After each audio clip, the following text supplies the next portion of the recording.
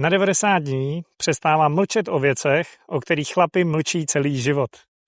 Jsem Honza, je mi 34 let, jsem po rozchodu a od základu znova budu svůj život. Nejsem žádný guru, zatím nejsem ani coach. Jsem jenom chlap, co si začal pojmenovávat věci, přiznávat si je a začal o nich mluvit nahlas. Tohle dělám ze 3 důvodů. Za prvé, mám strach být viděn a jdu proti němu. Za druhé, nechci se nechat dál řídit svými podvědomými vzorci.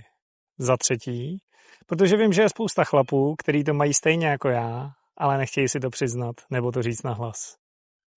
Na 90 dní se veřejně zavazuji, že každým dnem natočím jedno krátké video o sebehodnotě, o vztazích a o věcích, které si normálně necháváme pro sebe. Pokud hledáš rychlou motivaci nebo nějaké ezofráze, tak klidně běž dál. Pokud si připadáš, že jedeš pod svým potenciálem a nevíš proč, tak seš na správném místě a klidně zůstaň. Tohle je začátek.